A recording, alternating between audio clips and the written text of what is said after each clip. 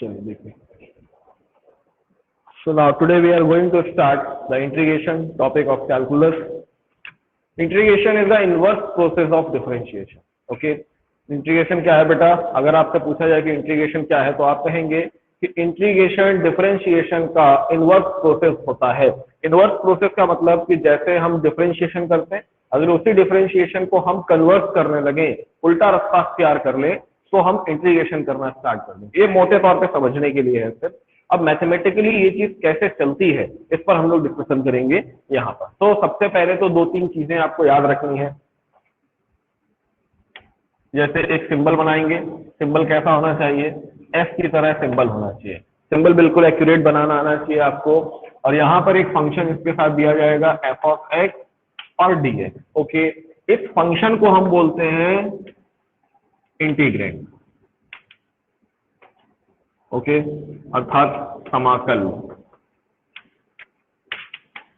इस पूरे को जो ये पूरा रिजल्ट निकल करके आएगा आई, इसे रिप्रेजेंट करेंगे हम आई से। तो आई को बोलेंगे इंटीग्रल। ओके, यानी कि समाकल या समाकलन जिसे बोलते हैं। ओके, तो इंटीग्रल और इंटीग्रेंड, और ये वो वेरिएबल है जिसके रिस्पेक्ट में इंटीग्रेशन चल रहा है। Integration with respect to x, integration with respect to x. Okay, तो एक्स के रिस्पेक्ट में इंटीग्रेशन हमारा चल रहा है। अगर इसी में ऐसा लिख दिया जाए एफ ऑफ वाई और डी वाई, तो यहाँ पे वाई के रिस्पेक्ट में चलने लगेगा। इसका मतलब क्या होगा? Integration with respect to y. तो ये बात आपको याद रखनी है, जो भी डी के साथ वेरिएबल लिखा होगा उसका मतलब होता है उस वेरिएबल के रिस्पेक्ट में हमें इंटीग्रेशन करना है। ठीक है, जैसे दोनों में फर्क समझ लेते हैं कि डिफरेंशिएशन और इंटीग्रेशन में बेसिकली फर्क क्या होता है। Suppose D by d x of F of x, तो अगर डी एक्स अपॉन में किसी भी फंक्शन के अपॉन में डी एक्स है तो इसका मतलब है डिफरेंशिएशन। ओके, और अगर किसी फंक्शन के साथ मल्टीप्लाई में dx लिखा हुआ है, ये सिंबल हो या ना हो, इट डजंट मैटर, इससे में कोई फर्क नहीं पड़ता है कि हमारा ये इंटीग्रेशन सिंबल लगा है या नहीं लगा है। अगर आपके पास कहीं पे ऐसा फंक्शन लिखा है, that means we have to integrate this function with respect to given variable with d। Okay, तो इसका मतलब है हमें कि एफ ऑफ एक्स का इंटीग्रेशन करना होगा एक्स के रिस्पेक्ट में। I hope you all understand what I am saying here. तो ये इतनी चीजें होती हैं जो बेसिकली होती हैं। अब इसमें इंटीग्रेशन के बाद एक कांस्टेंट यूज किया जाता है, और वो कांस्टेंट क्या होता है पहले ये समझते। देखो, जैसे integration suppose capital F of x और डी एक्स है, तो यहाँ पर ये आ गया एफ ऑफ एक्स और प्लस का सी। ये हमने एक रिजल्ट तैयार किया है नॉर्मली, मतलब ये जनरलाइजेशन कह सकते हैं इस इंटीग्रेशन का, कि ये व्यापक रूप है कि कोई भी एक यहाँ पे फंक्शन होगा, इस फंक्शन का इंटीग्रेशन यहाँ आता है। वेयर अगर हम D by d x of F of x करेंगे तो हमें क्या मिलेगा? कैपिटल एफ ऑफ एक्स, ऐसा मिलता है। ओके, ये चीज। तो इस वाले स्मॉल एफ एक्स का डिफरेंशिएशन करोगे तो कैपिटल एफ ऑफ एक्स मिलेगा। जैसे आप ध्यान दो, अगर D by d x of sine x करते हो तो क्या रिजल्ट आता है?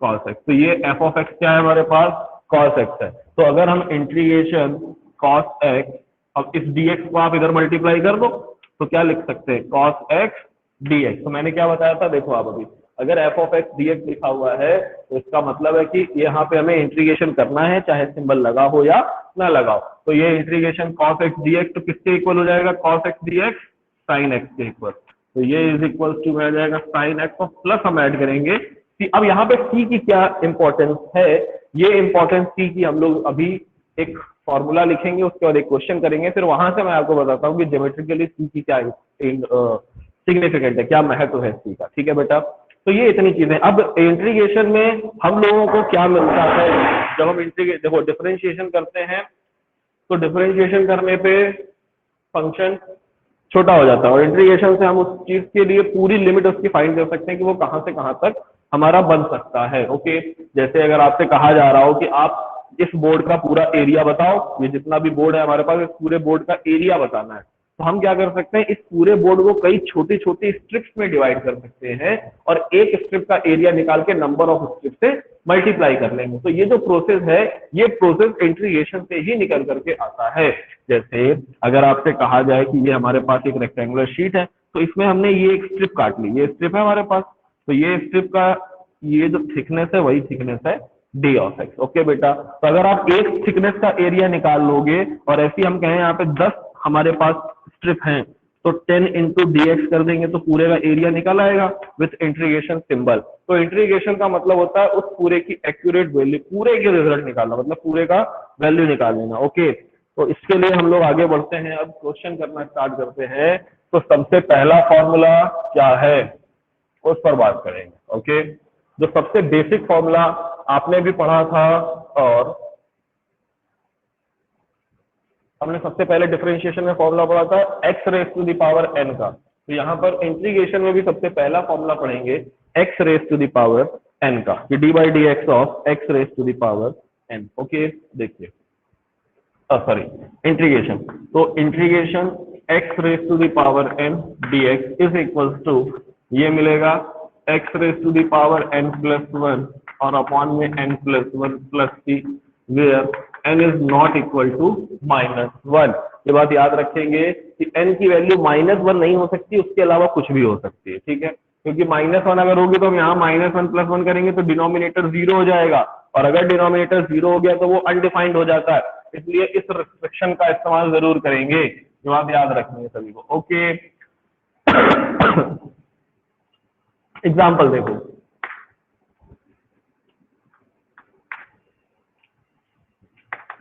जैसे आपसे कहा जाए कि i is equal to integration, जो भी क्वेश्चन दिया जाएगा उसे i के इक्वल कंसीडर करके लेके चलेंगे, क्योंकि i का मतलब होता है इंटीग्रेट, ठीक है बेटा।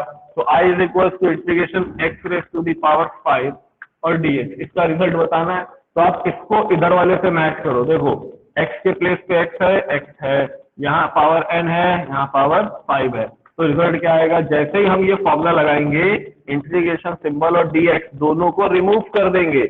हम जैसे ही फॉर्मूले का इस्तेमाल करेंगे वैसे ही इंटीग्रेशन सिंबल और dx दोनों को रिमूव कर देते हैं। ओके, तो जब दोनों को रिमूव करेंगे तो क्या मिलेगा, देखो 5 प्लस 1 और अपॉन में 5 प्लस 1 और प्लस 3, ये कांस्टेंट जरूर जोड़ेंगे, एक दो क्वेश्चन करेंगे फिर डिस्कस करेंगे कि कांस्टेंट की क्या वैल्यू होती है, मतलब क्या इसकी हमें जरूरत है। तो यहाँ पे आएगा x raise to the power 6 upon 6 और plus 3, i is equal to, ये हो गया हमारा आंसर। अब अगर आपको चेक करना हो कि जो हमने आंसर निकाला है वो आंसर सही है या नहीं, तो आपको क्या करना है, जो भी आंसर आ रहा है उसका डिफरेंशिएशन करना, ठीक है। इसका डिफरेंशिएशन ये आना चाहिए जो यहाँ लिखा होता है, हमेशा याद रखेंगे बात को। जैसे अभी हम लोगों ने साइन एक्स वाले रिजल्ट से निकाला था, तो वही चीज यहाँ पर होने वाली है बेटा, कि अगर हमारे पास इसका डिफरेंशिएशन करने पर, अब ये हमने क्या ले लिया कि ये एफ ऑफ एक्स है, लेट कर लेते हैं, क्रॉस चेक करते हैं कि हमने सही निकाला है नहीं। तो f of x is equal to x raise to the power 6 upon 6 plus c, यहाँ पे सी क्या है, एक कांस्टेंट। ओके, कांस्टेंट का मतलब होता है अचर। तो फिर इसका डिफरेंशिएशन करो, तो D by d x of F of x, क्या आंसर, लैब में नहीं है तो फिर किसी रूम में होंगे, नीचे निकलो, क्लास चल रही है।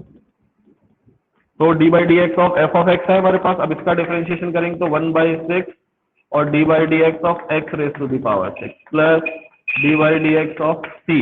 तो आप ध्यान से देखो, एक्स की पावर एन का डिफरेंशिएशन कर रहे हैं, तो डिफरेंशिएशन में पावर आगे आती है और पावर से एक कम हो जाता है, और कांस्टेंट का डेरिवेटिव 0, तो 6 से 6 कैंसिल, और यहाँ क्या बचेगा, x raise to the power 5 बचेगा।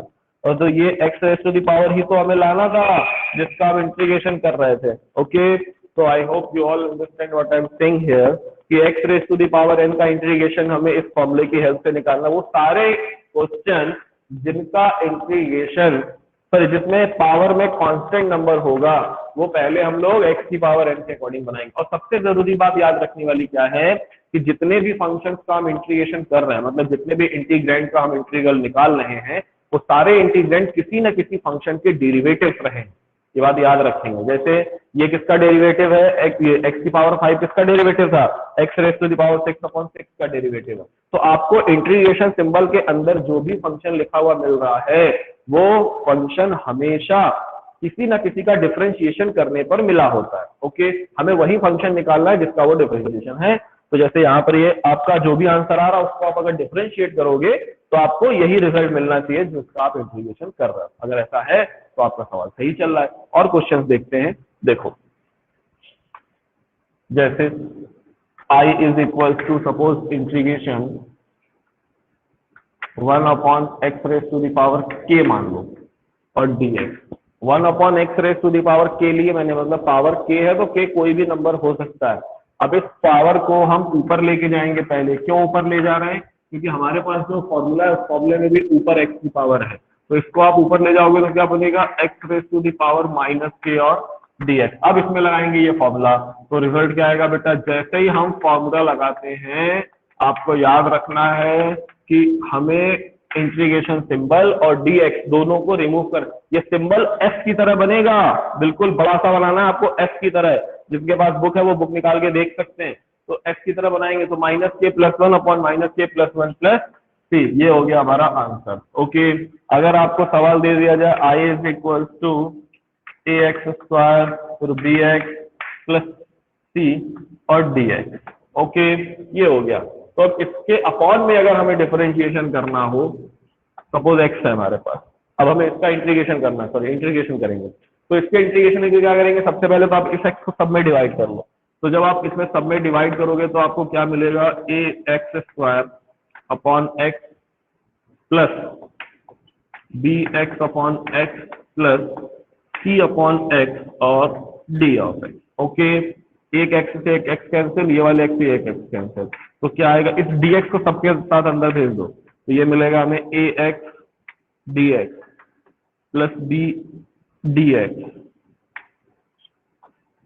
प्लस c/x और dx। ठीक है, अब देखो समझो बात को ध्यान से, ये c के अपॉन में x आ रहा है तो इस वाले x को हम ऊपर नहीं ले जाएंगे। क्यों, क्योंकि अगर आप इस वाले x को ऊपर ले जाओगे तो n की वैल्यू -1 हो जाएगी और हमें n की वैल्यू -1 कभी नहीं लेनी है। तो इसका मतलब है कि ये जो 1/x है ये किसी ना किसी फंक्शन का डिफरेंशिएशन है। तो आप में से कौन बताएगा ये कि 1/x किसका डिफरेंशिएशन होता है, बताइए जल्दी से।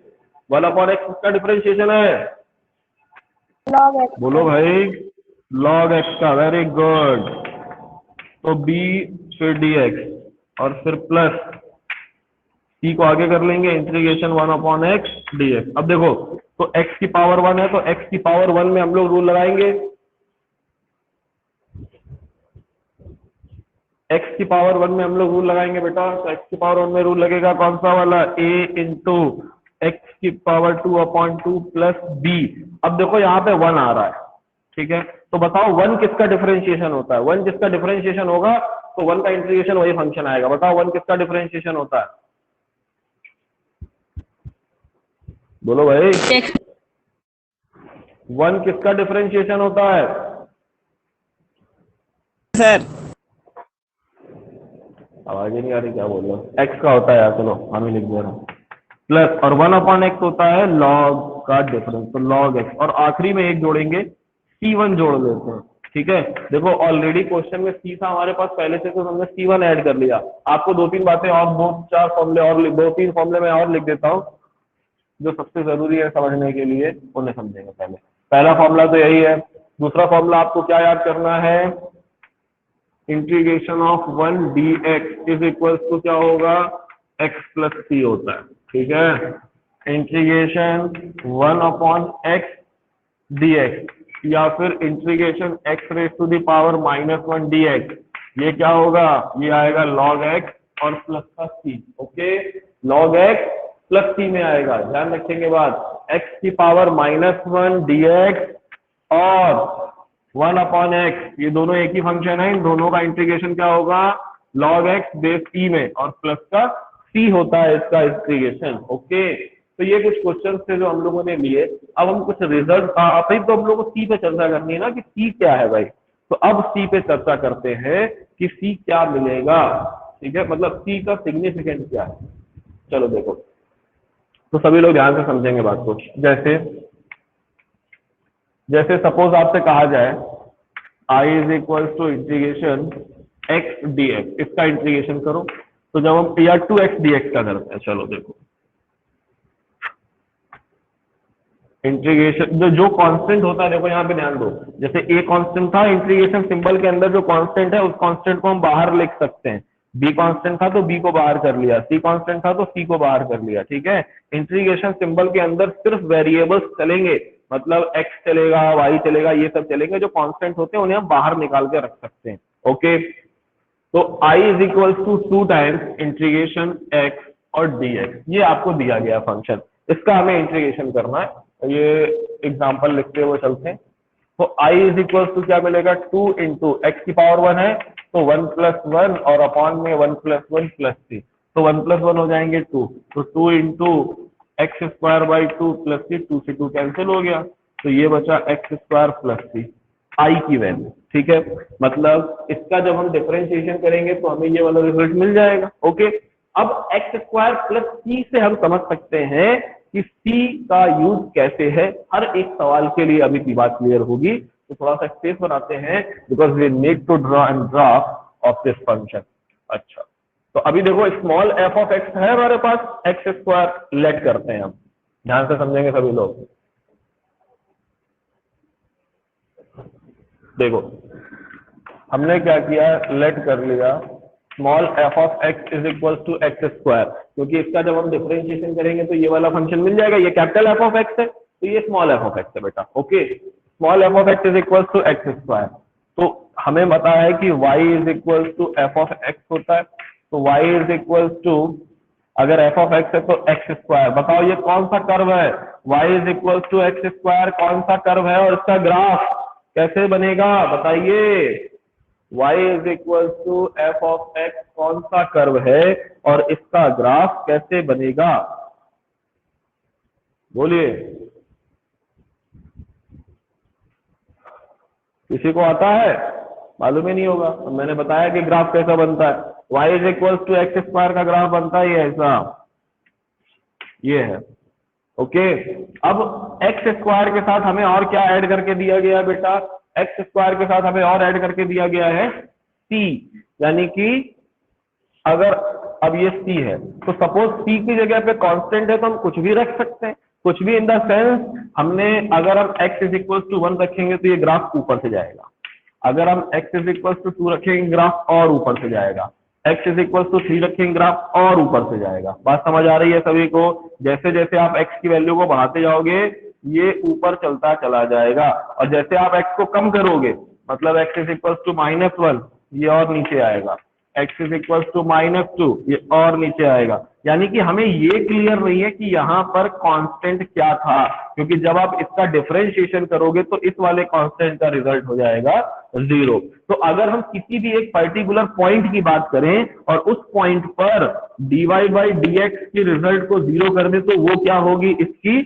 टेंजेंट, मतलब स्पर्श रेखा बनेगी, क्योंकि हर एक स्पर्श रेखा के लिए dy बाई dx की वैल्यू क्या करते थे हम, 0 करते थे, क्योंकि वो एक्स अक्ष के समांतर लेके चलते थे। तो जब dy बाई dx हमने इससे बनाया, इसको हटा, पहले ये dy बाई dx ये हटाओ आप इसको, तो इसी सेम पॉइंट हमने यहाँ लिया, यहाँ पे टेंजेंट ड्रॉ करेंगे तो ये एक पैरेलल, यहाँ टेंजेंट ड्रॉ करेंगे ये इसके पैरेलल, यहाँ टेंजेंट ड्रॉ करेंगे सब इसके पैरेलल। तो हमें क्या मिल रही है, y is equal to x square, y is equal to x square plus c is the family of y is equal to x square. मतलब y x square parabolic function है, तो इस पैराबोलिक फंक्शन की जितनी भी family में curve बन सकते हैं, जितने भी कर्व बनाए जा सकते हैं, उन सब की हमको यहाँ पर एक सीरीज मिलेगी। मतलब y is equal to x square के फॉर्म के जितने भी कर्व हैं वो सारे कर्व बनते हैं इस c की हेल्प से। जैसे जैसे हम c की वैल्यू में वेरिएशन करेंगे हमें वैसे ही कर्व जनरेट होते चले जाएंगे। तो जब हम इंटीग्रेशन करते हैं तो हमें उस फंक्शन की पूरी फैमिली मिलती है, एंटायर फैमिली। जैसे यहाँ पर x के लिए हम लेकर के चल रहे थे, तो आप ध्यान से देखो हमें क्या मिला, x स्क्वायर प्लस सी। अगर सिर्फ x स्क्वायर मिलता है, अगर सिर्फ y is equal to x square है, तो उसका ग्राफ ऐसे बनता है, ये वाला। ओके, अब यहाँ पर हमारे पास c भी लगा हुआ है, इसका मतलब c कंफर्म नहीं है, c एक कांस्टेंट है, but it is not confirm that c is equal to 1 और c इज इक्वल टू 2 और c is equal to 3। We can put any value of c, and when we will put the value of c, we saw that there are lots of curves we have find here on the same family of y is equal to x square। तो हमें उस पूरे function की पूरी family मिलती है, ये चीज याद रखेंगे। ओके, तो ये सिग्निफिकेंट है c का, ये महत्व है c का। अब इतने में किसी को कुछ पूछना हो तो पूछ लो, वरना फिर हम कुछ आगे स्टैंडर्ड रिजल्ट लिखेंगे और आगे बढ़ेंगे। किसी को कोई डाउट? ये जितने बॉक्स मैंने बनाए हैं फॉर्मूले के, सारे आप कहीं पे लिख लो, क्योंकि ये आपको याद करना है।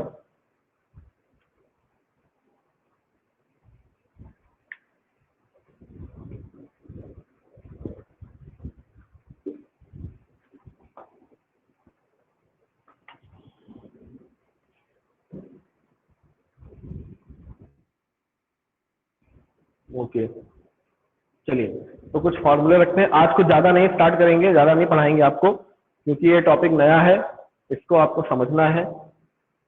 और ये कंफ्यूजिंग बहुत है। कंफ्यूजिंग का मतलब ये है कि आपका डिफरेंशिएशन और इंटीग्रेशन सब मिक्स हो सकता है स्टार्टिंग में, तो इसलिए बिल्कुल दिमाग से लेकर के चलना है कि हम अभी इंटीग्रेशन पढ़ने जा रहे हैं, और इंटीग्रेशन के लिए आपको डिफरेंशिएशन के सारे फॉर्मूले याद होने चाहिए, और बेसिक डिफरेंशिएशन आना भी जरूरी है, क्योंकि बिना उसकी हेल्प के हम इसे नहीं कर पाएंगे। ओके, चलिए आगे देखते हैं।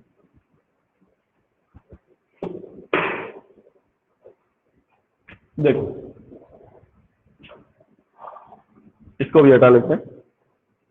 तो हम एक तरफ सबसे पहले तो बेटा डिफरेंशिएशन के फॉर्मूले लिख रहे हैं, और उसी डिफरेंशिएशन के रिगार्डिंग हम इंटीग्रेशन के फॉर्मूले को जनरेट करेंगे। ठीक है, जैसे अगर आपसे कहा जाए d by d x of x raise to the power n, तो हम क्या लेते थे, n x raise to the power n minus 1, ये लिखते थे। ओके, अगर आपसे कहा जाए d by d x of x, तो रिजल्ट आता था 1। अगर आपसे कहा जाए d by d x of sine x, तो रिजल्ट आता था कॉस एक्स। अगर हम लिखते थे d by d x of cos x, तो रिजल्ट आता था माइनस साइन एक्स। ओके, फिर जब हम लिखते थे d by d x of ten x, तो हम रिजल्ट लेते थे सेक स्क्वायर एक्स।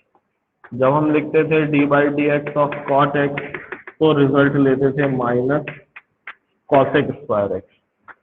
फिर डी बाई डी एक्स जब हम लेते हैं सेक एक्स, तो हमें मिलता है sec x into tan x.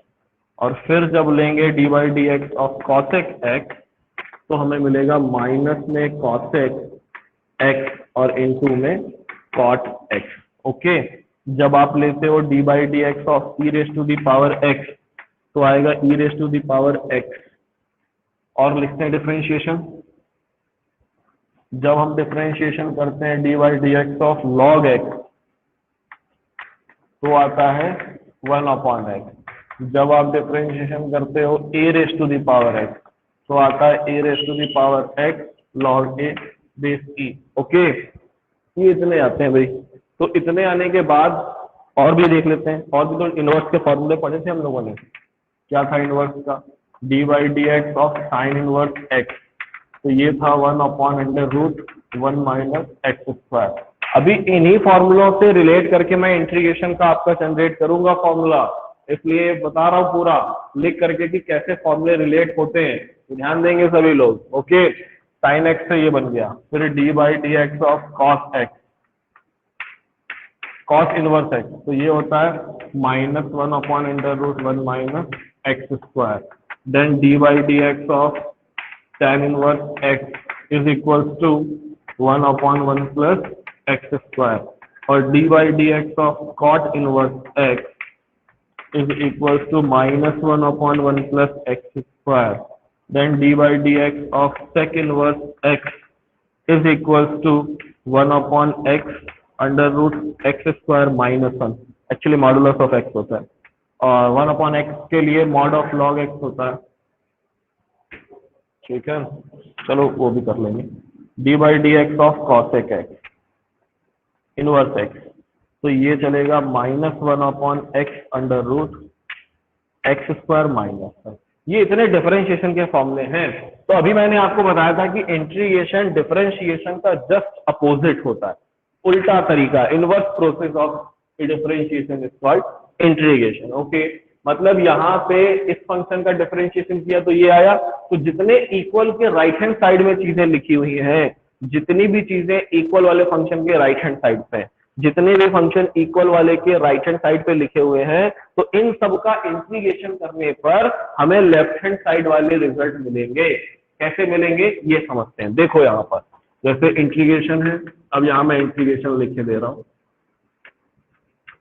तो इंटीग्रेशन फॉर्मूला, ठीक है, आपको यही फॉर्मूले याद करने। तो अगर आपको डिफरेंशिएशन के फॉर्मूले याद होंगे तो इंटीग्रेशन के फॉर्मूले याद करने में कोई भी कंफ्यूजन नहीं होगी और कोई भी प्रॉब्लम नहीं होगी। ओके, तो इंटीग्रेशन में जैसे सबसे पहला अभी हम लोगों ने फॉर्मूला लिखा था integration of x raise to the power n, तो ये फॉर्मूला थोड़ा सा डिफरेंट है। ये फॉर्मूला होता है x raise to the power n+1 upon n+1 plus c, और ये c सब में चलेगा where n is not equal to -1। Okay, फिर लेते हैं हम इंटीग्रेशन 1 और dx, तो 1 के साथ dx करोगे तो आप देखो 1 किसका डिफरेंशिएशन है, x का, तो 1 का इंटीग्रेशन आ जाएगा x और फिर लिखेंगे प्लस c। ओके, c जरूर ऐड करेंगे, और मैं बता रहा हूँ c क्यों लिखते हैं, क्योंकि c से हमें x के जितनी भी फैमिली, अब x की फैमिली में कौन कौन से मेंबर हो सकते हैं, x+1 हो सकता है, x-1 हो सकता है, x+2/3, x-5/4, ये सब x की फैमिली है। मतलब x के साथ जितने भी ग्राफ बनाए जा सकते हैं वो सारे ग्राफ बनेंगे x+c के साथ, वो पूरी की पूरी फैमिली देगा, एक पूरी की पूरी सीरीज आती है। तो इंटीग्रेशन में हमें उस कर्व की पूरी एक फैमिली बनती है। ओके, ये चीजें याद रखेंगे। तो 1x+c बना हमारा, फिर इंटीग्रेशन, अब देखो sin x का डेरिवेटिव cos x है, तो अगर आप cos x का इंटीग्रेशन करोगे और dx, ये dx जरूर लिखेंगे, आप इंटीग्रेशन सिंबल लगाओ या ना लगाओ वो आपकी इच्छा है, लेकिन dx जरूर लिखना है। dx नहीं लिखा तो सवाल गलत हो जाएगा, याद रखना। ठीक है, इंटीग्रेशन सिंबल अभी आप 12th में, तो 12th में आपको लगाना ही पड़ेगा।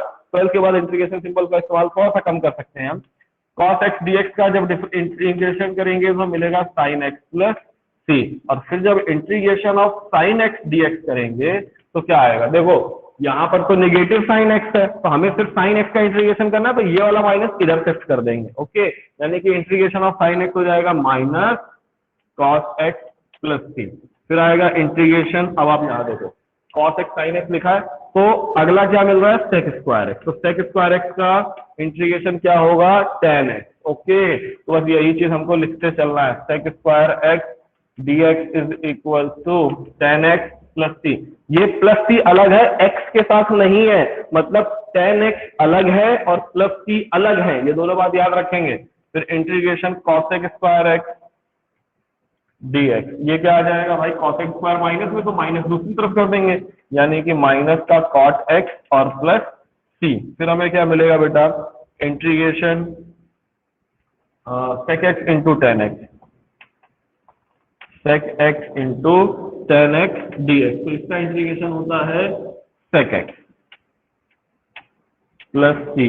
फिर integration cosec x into cot x और dx, तो ये क्या मिलेगा, माइनस का cosec x और प्लस c। ठीक है, ये फॉर्मूला जनरेट किया हमने। उसके बाद आगे आते हैं e raise to the power x में, तो देखो e raise to the power x का differentiation e raise to the power x था, तो यही इसका इंटीग्रेशन भी हो जाएगा, यानी कि integration of e raise to the power x और dx, तो ये मिल जाएगा e raise to the power x plus c। फिर इंटीग्रेशन, अब ऊपर आ जाए log x, तो 1/x के लिए था 1/x dx, या फिर x की पावर -1 dx, तो इसका इंटीग्रेशन क्या होगा, इसका इंटीग्रेशन होगा log mod x plus c। हम mod x इसलिए लेते हैं क्योंकि x को हमेशा हमें पॉजिटिव रखना है, x नेगेटिव नहीं हो सकता है, that's why we are taking here modulus of x। Okay, फिर क्या लेना है, a raise to the power x, तो देखो नहीं सॉरी अब इधर भी एक a raise to the power x आ रहा है, इधर भी a raise to the power x आ रहा है, तो a raise to the power x का इंटीग्रेशन क्या होगा, a raise to the power x upon log a base c। भाई इधर हमें इंटीग्रेशन सिंबल लगाना है तो इधर लगाएंगे, तो ये बचेगा, लेकिन ये तो एक्स्ट्रा है, इसको उठा के इसके अपॉन में कर देंगे, ठीक है। तो ये आ जाएगा a raise to the power x dx is equal to a raise to the power x upon log a और बेस e, ठीक है बेटा। log a बनेगा और बेस में e आएगा। फिर अगला फॉर्मूला क्या बनेगा, इनवर्स वाले में बनेगा। इनवर्स वाले में integration 1 upon under root 1 minus x square dx, तो ये मिलेगा हमें sine inverse x, okay, plus c, ठीक है ना बेटा। दूसरे वाले में आ जाओ, तो दूसरा वाला दिया हुआ है माइनस का, तो ये माइनस अब हम इधर रखेंगे, इसको दूसरी तरफ नहीं भेजना है आपको, तो ये माइनस आपको इधर ही रखना है, यानी कि -1 upon under root 1 minus x square dx is equal to मिलेगा कॉस इनवर्स x और प्लस c। फिर integration 1 upon 1 plus x square dx, ये आ जाएगा tan inverse x plus c। फिर integration -1 upon 1 plus x square dx is equal to cot inverse x plus c। फिर integration 1 upon x under root x square minus 1 dx is equal to sec inverse x और plus का c, ठीक है। इसके बाद आगे क्या मिलेगा, integration -1 upon x under root x square minus 1 और dx is equal to cosec inverse x और प्लस c। तो इतने आपके फॉर्मूले हैं जो डायरेक्टली रिलेट हो रहे हैं डिफरेंशिएशन से। इसके अलावा और भी कुछ फॉर्मूले हैं, उनको हम लोग करेंगे अभी बाद में जब एक्सरसाइज करेंगे, और उसके साथ साथ ही कंप्लीट करेंगे। लेकिन पहले ये फॉर्मूले हम लोगों को याद रखने हैं, क्योंकि ये फॉर्मूले हमारे डायरेक्टली रिलेटेड है डिफरेंशिएशन से। If you got the result of all the derivatives, then automatically you will get the results of all integrals, okay, which are related from these functions. तो इनसे रिलेटेड जितने भी इंटीग्रेशन के फॉर्मूले हैं वो इधर मैंने राइट साइड पे आपके लिए लिखे हुए। अब आप में से किसी को इनमें से कोई भी कहीं पे भी डाउट हो तो आप पूछ सकते हो, या इससे पहले जो हम लोगों ने डिस्कस किया उससे जो डाउट हो आप वो भी पूछ सकते हो। बताइए, किसी को कोई प्रॉब्लम? बोलो बेटा। नहीं है प्रॉब्लम? Very good. ये सेकंड बुक स्टार्ट हुई है, जिनके पास बालाजी की पुरानी किताबें हैं उनमें सेकंड बुक स्टार्ट की है मैंने आज, इंट्रोडक्शन ऑफ ट्रिग्नोमेट्री। तो ये इंट्रोडक्शन ऑफ ट्रिग्नोमेट्री है, कल से हम लोग क्वेश्चन करेंगे इसके, क्योंकि आपको ये सारे फॉर्मूले याद होने बहुत जरूरी हैं। ओके,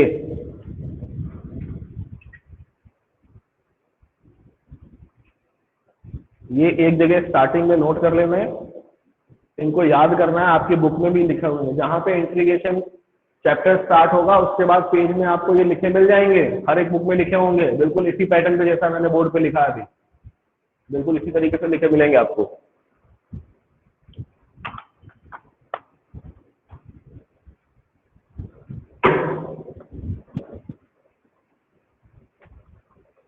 ठीक है बेटा, तो आज हम आपको इतना ही पढ़ाएंगे, क्योंकि आज आपके लिए काम ज्यादा है। ज्यादा ये है कि आपको ये फॉर्मूले याद होने चाहिए। कल से मैं आपकी पहली एक्सरसाइज स्टार्ट करूंगा, और आप सभी को फॉर्मूले याद होंगे तभी वो एक्सरसाइज आपको समझ आएगी। अगर नहीं याद है तो उसमें से कुछ भी आपको समझ में नहीं आएगा। इसलिए आपकी जिम्मेदारी है कि आपको ये सारे फॉर्मूले याद करना। अब आप में से किसी को पुराना कुछ पूछना हो या कुछ और पूछना हो तो आप पूछ सकते हो, क्योंकि आज मैं इतना ही पढ़ाऊंगा आपको। इससे ज्यादा करूंगा तो आपके ऊपर से जाएगा। ये नया टॉपिक है इसलिए कम पढ़ा रहा हूँ आज। बताइए, किसी को और कुछ पूछना है? कॉपी मेंटेन रखें सभी लोग, जिन्होंने नहीं भी बनाई है वो यहाँ से बना ले कम से कम, तो यहीं से उनका कोर्स आगे चलता रहेगा। पूछो भाई, अजय कुछ पूछना है? अजय, ऋषिराज, श्रेयस, अंकित, बोलो बेटा, किसी को कुछ पूछना है? मनीषा? No sir. नहीं पूछना है, ओके। अजय, आपको? नो सर, ठीक है। ठीक है, पुराना वाला पढ़ लो, उसमें से पूछ लो जो पूछना हो, या फिर ये तो याद करना ही करना है आज। ठीक है, ऋषिराज आपको पूछना है बेटा? अंकित? सर। नहीं पूछना है? ओके, पूछना हो तो पूछ लो बेटा। आज प्रिया क्लास नहीं ले रही। मनीषा आपको पूछना है बेटा?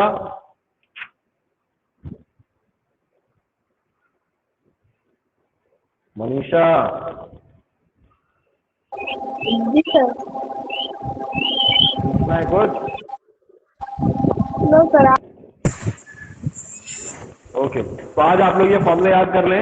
कल मैं आपसे फॉर्मूले पूछूंगा पहले स्टार्टिंग में क्लास के, और उसके बाद आगे क्लास करेंगे हम लोग। तो आज आपका काम नहीं है कि ये फॉर्मूले याद कर लो, और इनसे रिलेटेड अगर आपके एग्जांपल्स आपको समझ आते हैं तो आप करिए, नहीं तो कोई परेशान होने की जरूरत नहीं है। हम लोग इस पर क्वेश्चन कल करेंगे, डोंट वरी। ओके, मैं क्लास खत्म कर रहा हूँ आज। आपके लिए इतना ही आज हल्का काम रखा है मैंने कि आपको ये सारी चीजें याद होनी चाहिए। ओके,